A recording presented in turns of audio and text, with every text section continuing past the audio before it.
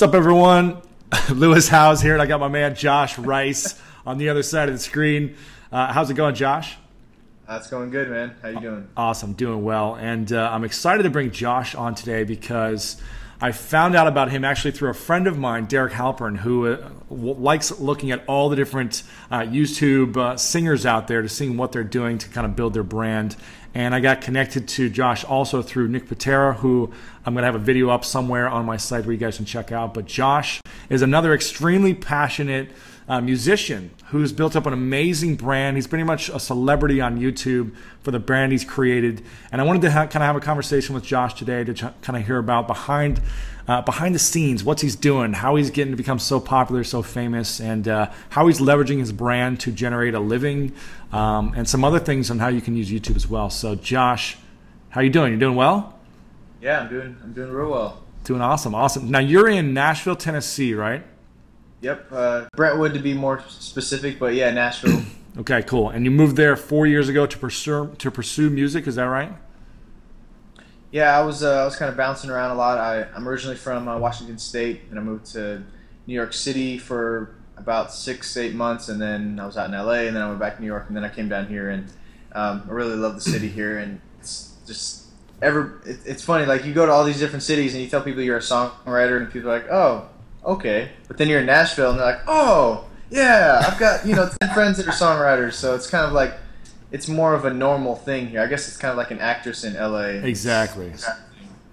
Or in fashion in New York, whatever it may be. Yeah. Awesome. So how did you get into, because I think I saw on your channel that you started on YouTube in like 2006, is that correct? I opened my account. Okay. But I hadn't really posted any videos until about 2009. I posted like one in 2007, and then I never posted anything for 2 years. And then, so, yeah, I didn't really start until about late 2009. Now, why did you start posting them in 2009? Kind of what was the reasoning? Was it just to kind of get your music out there, or was it to really build up a brand, or was it just to say, hey, I want to showcase my stuff to my friends? It was kind of, I guess it was kind of all those. You never really know what's going to happen when you post a video, because when you don't have anybody, I had maybe like 200 subscribers that had accumulated that year that I had a video up. Right. So I was like, all right, these people probably aren't even going to see it, but I posted it because I think the first one I really started going hard was a Miley Cyrus The Climb video. Okay. And I was like, you know what? I like this song, but I don't really like how it sounds with her singing it, so let me just sing my own version. And it's kind of like, and then that kind of became a challenge for me. Like I would hear songs, like, man, I really like the song. I would really listen to the song as opposed to like the artist singing it, and I could hear myself doing certain things, and so I would just I started doing that, and it was just fun, Right. Now you're a singer, but you play guitar and piano and some other instruments as well, correct? Well, I play piano and trumpet. I can figure out some chords on the guitar, but I'm definitely not a guitar player. Right. So that Miley Cyrus song, that was basically like your first song that you actually tried to recreate and cover. How many views does that song have? Was that kind of like the launch pad for you, or what happened there? It basically, I don't know, I think it's got a few 100,000 views now, over I guess 2 years, but it really kind of just gave me motivation, because I'm like, wow, this actually works. I would search on YouTube, and then I could find my video on the first or second page. Wow, that's kind of cool that I'm being clicked or getting 400 views or 500 views a day. That was like crazy to me. Right. Interesting. You never know where those people are coming from, but they show up somehow. It's amazing. Now, okay, this is going to be interesting. So, when is it that you realized you were like kind of like a big deal on YouTube? Was it, so you got a few 100,000 from that verse video? Did you just start putting out video after video every week or monthly, and then all of a sudden it was a big, you started getting a peak in numbers, or is it one song that gave you 1 million views and then you kind of got all your subscribers after that, or kind of how did it happen, or is it still growing? Well, it's still growing, and some videos definitely do better than others, but it was kind of like, I'm trying to think if there was one video that really kind of skyrocketed me. I think I started collabing with people, and the thing that was kind of weird with me was, a lot of times I would collab with somebody that had 150,000 or 200,000 subscribers, and I only had like 10,000. Right. Like, it's cool though. I was like, they can respect what I'm doing, you know, enough to say, all right, I'm going to work with this guy, even though he's not as big, you know, as I am. And so kind of told me, all right, I definitely need to keep going at this. And then, you know, I did a lot of behind the scene work that really got me with good relationships with a lot of the bigger youth. I was making the instrumentals and sending them to people, just say, hey, if you want to use it, use it. If not, you know, it's cool, no harm. And I'd send it to them way early, you know, like the second day it came out, so nobody else could have gotten them one yet, you know, unless they had some pre-leaked version, you know, because I kind of watched the leaked sites to see if my songs are being leaked, and I would hear the new music that way. So wait a minute, just to clarify, you would take like a new popular song from like an artist, like a Rihanna or something. You would take you would create the instrumental, and then you would send it to like a famous or a top YouTuber, singer or musician, and say, hey, do you want to use this for your track and cover it? Yeah, no, exactly. And because if they were trying to sell it, you know, you can't use the original instrumentals to be able to do mechanical licensing. To sell it on iTunes yourself, you mean? Yeah, for them, or if they wanted to sell it, they had to have somebody recreate it at some point. Wow. So you're doing this in like the first week when these songs would come out, you'd hear them, you'd be like, this is it, I'm going to make this one, and then you'd find a few people that you really liked that you wanted to collaborate with and say, hey, here's something for free. You're basically giving them free value without asking for anything. Yeah, I wasn't saying, hey, I want to collab with you on this song. I was just saying, hey,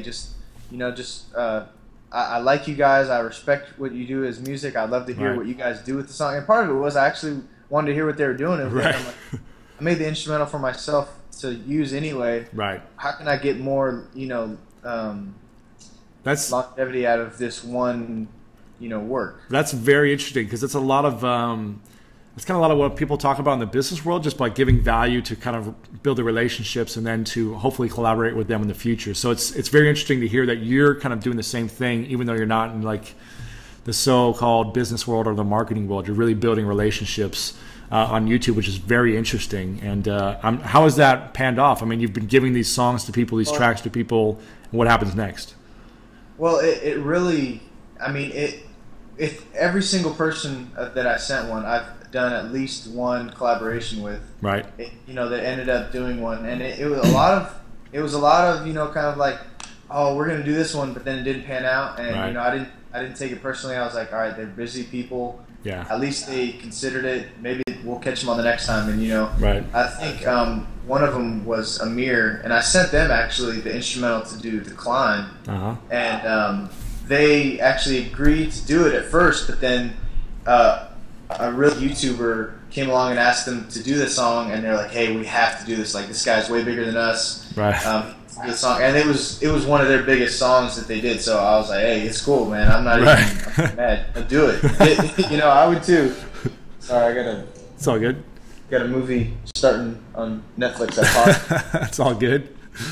So it's very interesting. So this kind of sounds like there's this underground like relationship building and like these big YouTubers that you try to tap into. Is this kind of like this like game that people play, or what's it like? Well, honestly, I don't think anybody else has done it that way. Interesting. Like, because there's not really... No one can create the music probably like you can. They can't create the tracks. They can just sing, right?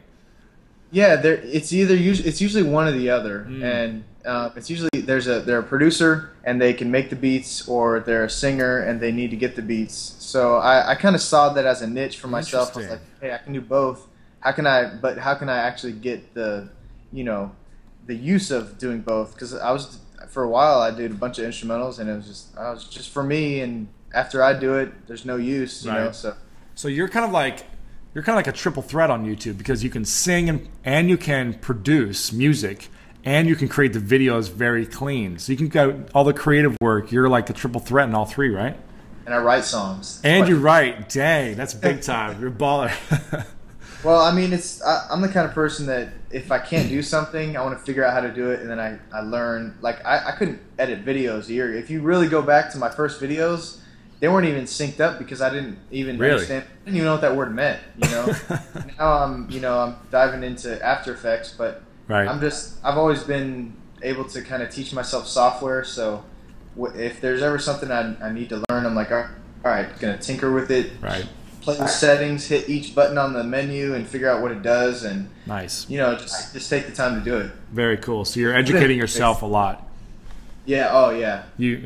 Are you like ever? Are you pretty much a self-educator? You kind of like you figure out you need to learn this, you buy the software, then you like go through it all, or do you do any type of advanced training for it, or take courses for it? Or you just all learn it yourself? Well, for all the audio stuff, I didn't take any courses. I just learned that the long way, slow. I mean, I've been recording for 10 years, so now I've kind of learned a lot of things over the years. But for the video stuff, it was a little intimidating. So I started taking courses recently. About 5 months ago, I started taking some. There's a site called Lynda. They do some basic training stuff, and then I found Video Copilot that does After Effects training things. And I was like, man, I want to do some videos that are kind of got like special effects, like Freddie Wong. And then I don't know if you know who that is, but he's a huge YouTuber now. Sure. I wanted to mix that with music, and that's some videos that are coming up in the future. I haven't actually really done too many of those yet. Gotcha. So tell me, what's your numbers? Tell me your subscribers, your views, and kind of all the numbers that people should know. I think I'm at like 115,000 subscribers, and then around 13 or 14 million views on my page, and then there's like a couple other channels that we launched on their channel. It's got a 2 million there, 3 million there, and it's I don't know, 20 million total of videos that I'm actually in. And what's the ultimate goal for you? You're doing this full time. You're making a living out of this, correct? Yeah.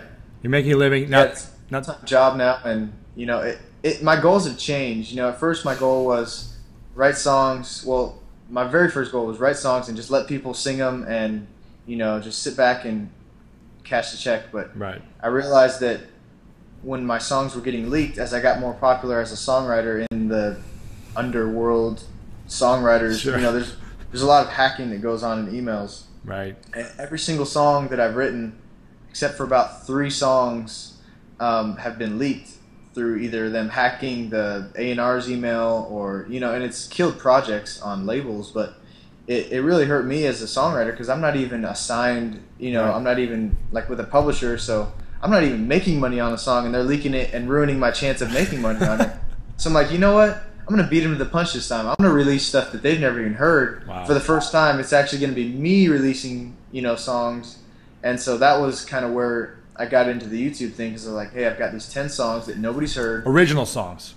Yeah, original songs that I wrote, and the Phantom Boys produced the tracks.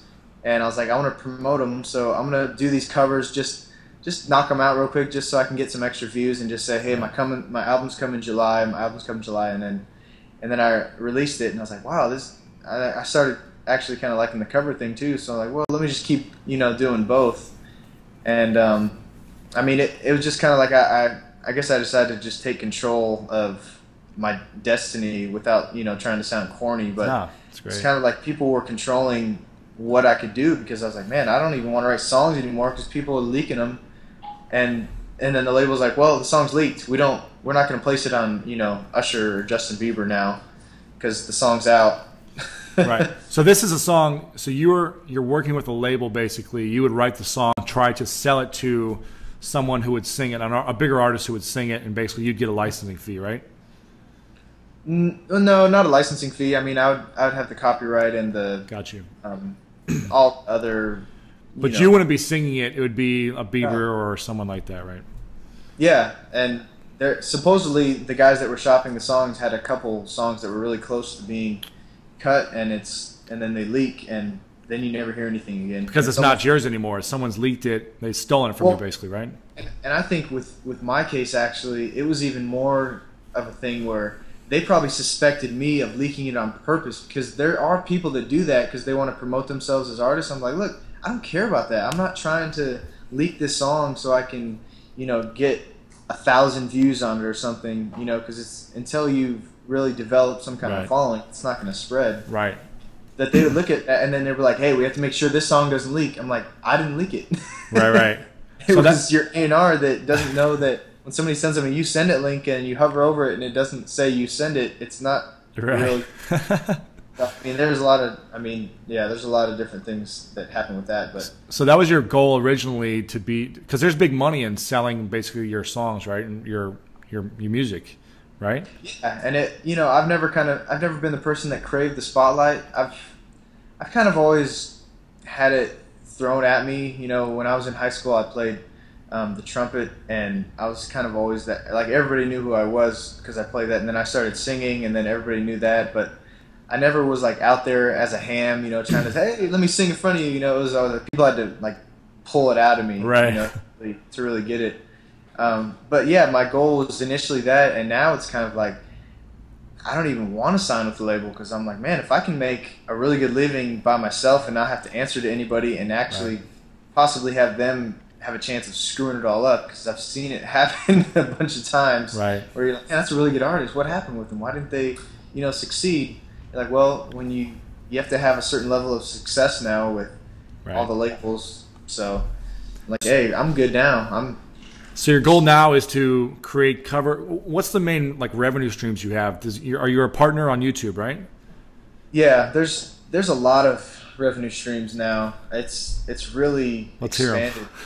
Well, I mean, there's obviously the regular sales of iTunes of my original music. I get 100% of that, and then I split it with the if there's a producer on it that produce it, or if it's just my own production. Right. And then cover songs through iTunes that I pay mechanical licensing for ahead of time. And then there's ad revenue from views on certain videos. Right. And then there's a new software that's overseas. It's not here yet, but it's called Spotify that streams music. It's huge in the UK and all that. And that started bringing in some money, and I was like, oh, I like that. Wow. And then I just recently opened a merchandise shop selling T-shirts and things like that. And so, I mean, one on their own wouldn't be enough, but them combined, it starts being substantial, and it's kind of like an exponential growth thing. When one hits, it's kind of like they all trickle to something. You know, if you land somebody that really loves you and really loves, you know, your music and all that, you know, they're not going to just buy a song. They're going to go, let me get that, well, maybe get all 3 albums, because I've got about 60 songs on iTunes now. So I noticed when I release new stuff that all of my sales go up, not just that one song. Wow. Now, do you make more money off of original or cover songs? Well, it's hard to say. In general, I make more money off of the cover songs, but some of my newer stuff that I've really put out and pushed, because I haven't really pushed my original stuff as much because I want to put it out right, and I want to put it, you know, with music videos and all that, so they don't get promotion unless I promote them. You know, they're not. Right. No, there's no label pushing them, you know, behind my back. If I'm not doing it, nobody is. And, you know, with promotion, if there's nothing going on, nothing's happening. So. And you're only marketing through YouTube, really, right? Oh, I see my videos jittering. I don't know if it is on your end. You're jittering like crazy, but hopefully. Maybe there you go. It's back. It's like this. Simplify this. Is like, in your windows. What did you say? What was I saying? The original or the cover songs? Something after that. I can't remember. That's why we can't remember it. I can't remember. Revenue streams. I'm still interested in revenue streams. So you're selling. You're talking about how you wanted to put it out as promoting it via YouTube. That's your only place to promote it, right? Yeah, and I've seen other people kind of, this isn't promotion, but I've seen them kind of game the system, and I'm not going to go into that because I don't like that people do it, but there's definitely ways to game like the iTunes search engines, and they're starting to crack down, which I'm glad about. Yeah, there's certain things that people can do that make a song higher in the search results. And they, at least through TuneCore that I released, they got a lot more strict on that now. So it's kind of leveled the playing field on. Gotcha. If you're not really getting views from a promotional site, you shouldn't really be selling thousands of copies of a download because you kind of tricked their system and people are accidentally downloading something they think it's a legit copy of. Right. Makes sense. I'll say one thing. They were making covers that looked like the original artist cover, and they worded it in a way that it would be high in the search. So people see that cover, they don't always read a word. They look at the cover, click on it, and it sounds similar. They download it. Yeah, makes sense. And if I was a label, I'd be pissed. Yeah, it's some sneaky stuff. Now, I want to know what you do. So you're also selling like affiliate products, because I saw on your page you have some affiliate links to. Oh yeah. Do you make any revenue off of the affiliate stuff? I've made I've made a little bit over the years, but it's the one there. I guess there's what I'm trying to say is there could be money that could be made from that, but the company that I'm with seems like they're always out of stock. So I see on my, I put all my links to bit.ly so I can track the clicks. And I'm like, hey, I had 10,000 clicks and there's no sales? Really? Wow. That doesn't seem like it should be right. That's not right at all. Yeah, so I'm hoping it's that they're out of stock. We'll have to talk afterwards because I can teach you how to really maximize that. So you probably know more about that than me. 'Cause, like every time somebody introduces a new revenue stream, I'm like, wow, I can. It's like I'm cool with this one, and they're like, oh, I can do that too. Right. What's your main revenue stream then? Is it through iTunes, or is it through T-shirts or merch, or? It's iTunes for sure. But not the YouTube partner ads. That's growing now. Like what do you think that could be in the next year? Is that like a 10,000 a month just from ads, or is it more of like 1,000 a month type of thing, or is it really a lot bigger? It could be 10,000 a month. It's not for me. Gotcha. Right. There's guys out there that if they had it set up right, they could be pulling in that, and that's where I'm going toward. Like, yeah, I guess what you're asking, that is where I think it will be the mother load, especially as the more views, the more money. Yeah, and it's the kind of thing where it's more of a guaranteed formula. You're like, all right, if I got 1 million views, I get X amount of dollars. Right. Where you make a song available on iTunes, it's not always may or may not buy. Yeah, they may or may not buy, or people might get tired of buying something every single time you put out a video. Oh, hey, I buy another song on iTunes. I think they kind of get sick of that. Yeah. So it's like cool if you can just give them a free one every once in a while. And sure. I've tried that a couple times where I put a little click to tweet, and then once they tweet it, it has a download link. So very interesting. Yeah, that's cool. Yeah. You're like doing like some techno trance. No, not me that time. So now here's the big question that a lot of people a lot of my readers are going to want to know, or listeners are going to want to know, is how do I get, or how do you get, or how does anyone get more traffic and more views on their videos? Is there a certain way when you upload the video that you're strategically keywording the title, the description, the backlinks, the tags, and what are you doing each time to maximize getting views and traffic to any type of link or download or website or whatever it may be? What's the secret?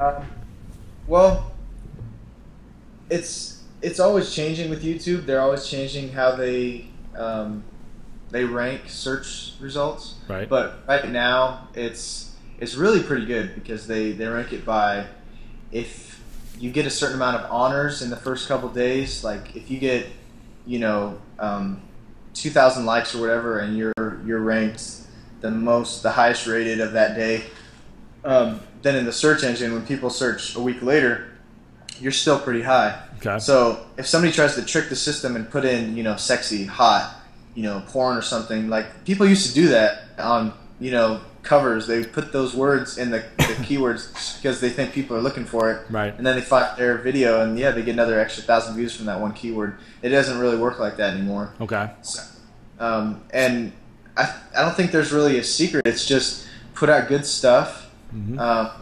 One thing I've really seen lately is if you put out a really amazing video, it can go viral in a day. I mean, It can go viral in less than a day. I mean, I've seen videos that get posted and they're really good. You're like, wow, I really want to share that. And you share it on Facebook, and then that's how it goes viral now. Like it's not necessarily going as viral as it used to in the YouTube community.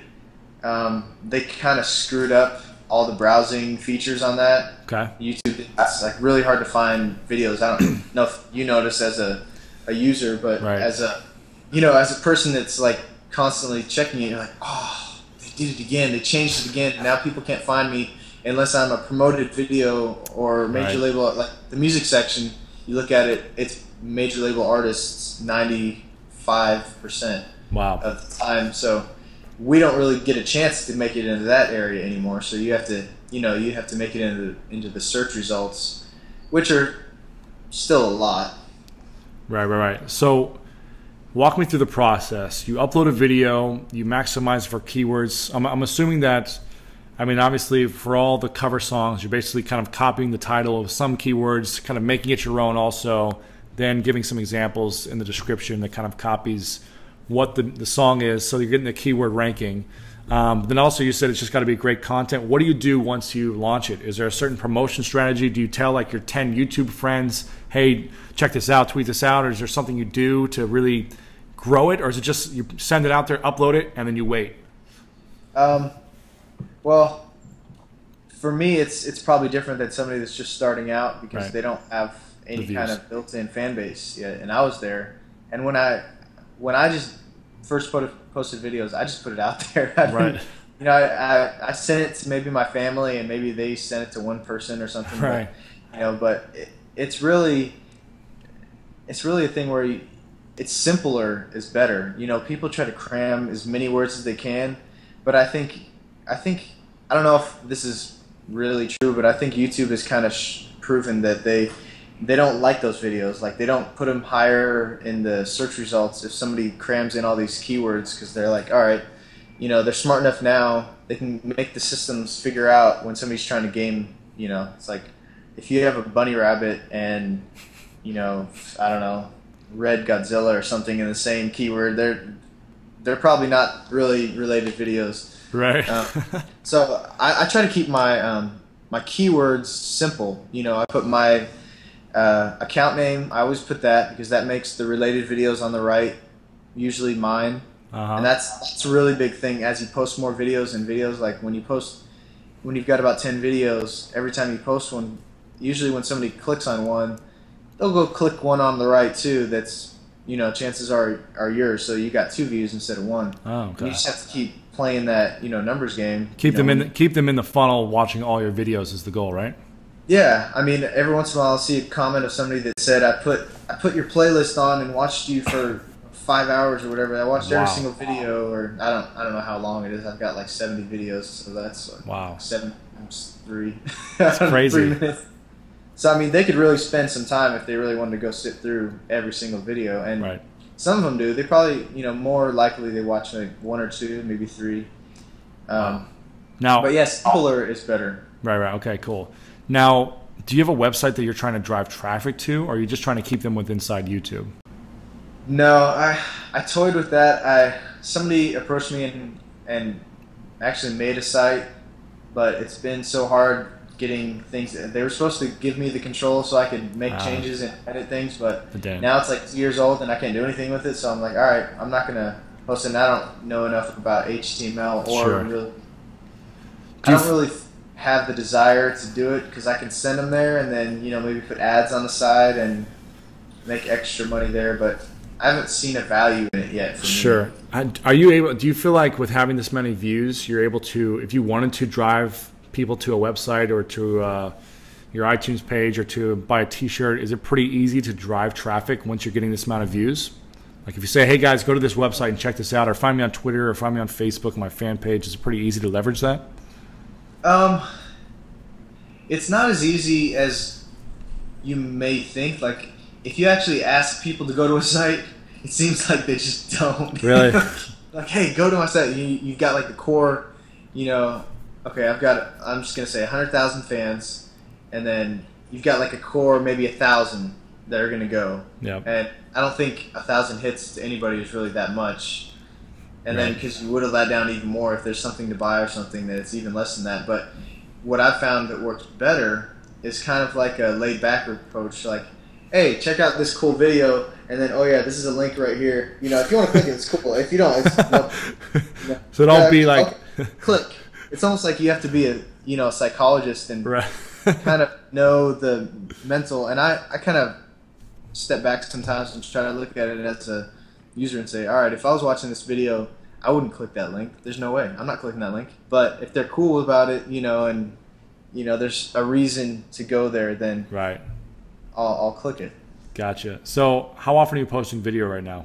Do you have a goal? Is it like you're trying to be consistent weekly, or what's the goal?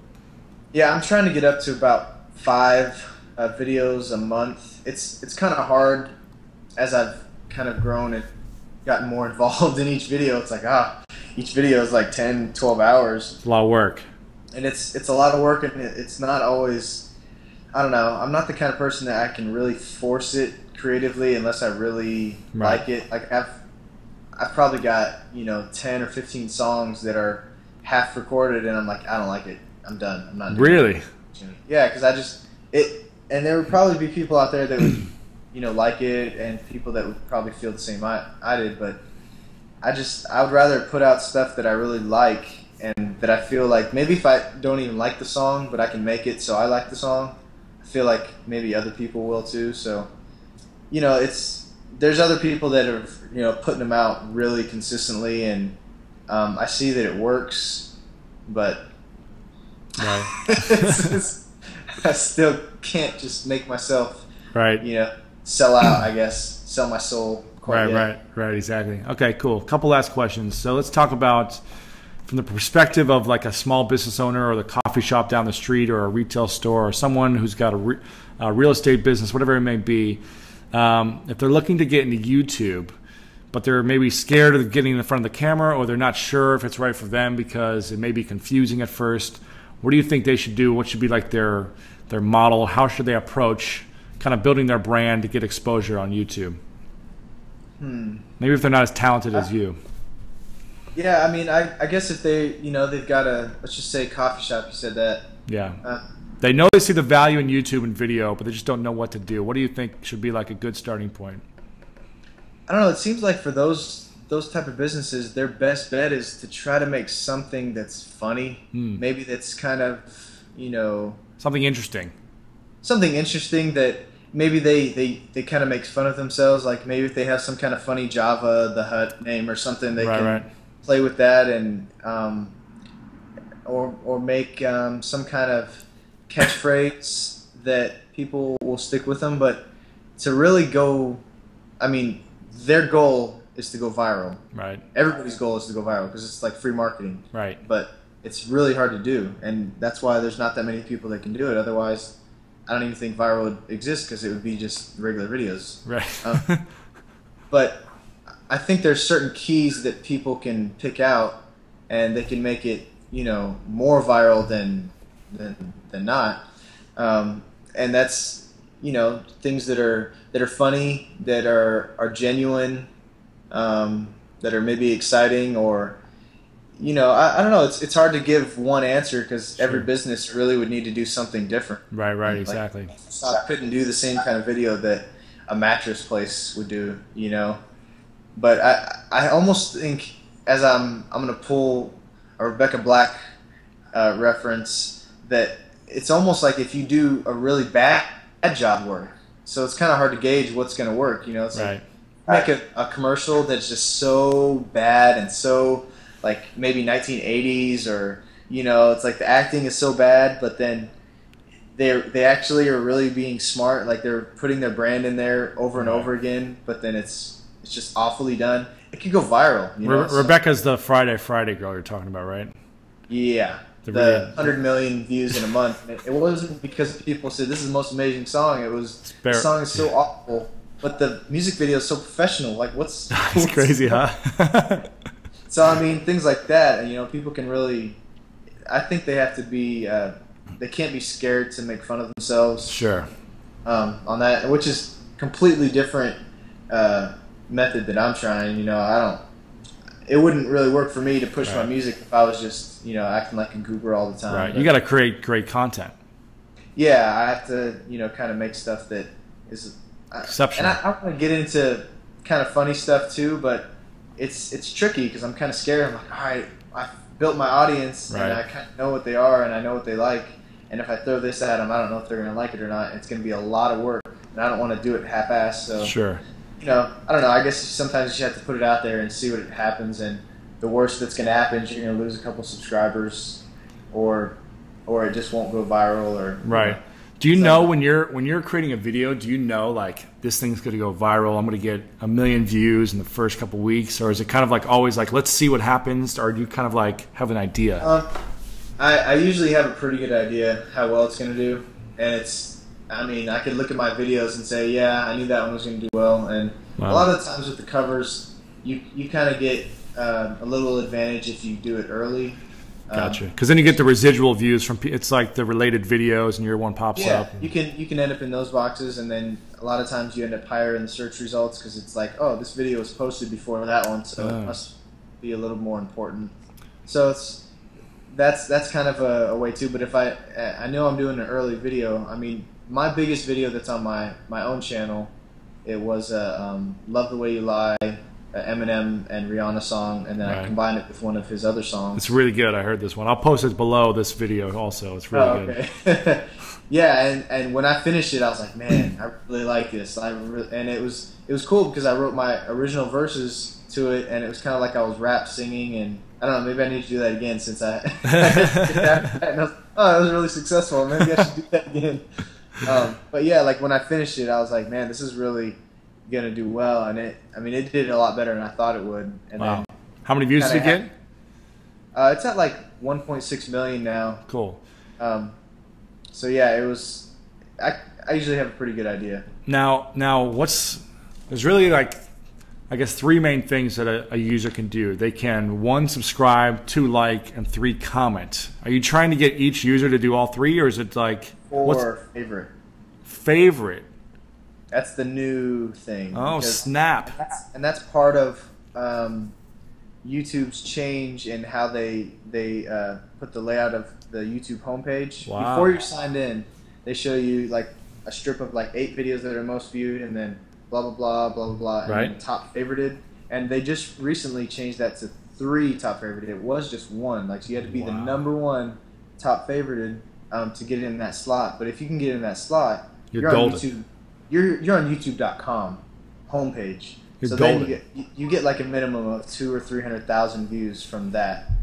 So yeah, it's really hard to get there, and it kind of sucks that they don't have more rules, because a lot of the guys that are really big that have like 1 million or 1.5 million subscribers that are posting news things, and they're posting like fake thumbnails. They're saying, hey, I'm giving away this clock behind me, so just favorite this video and you might win it.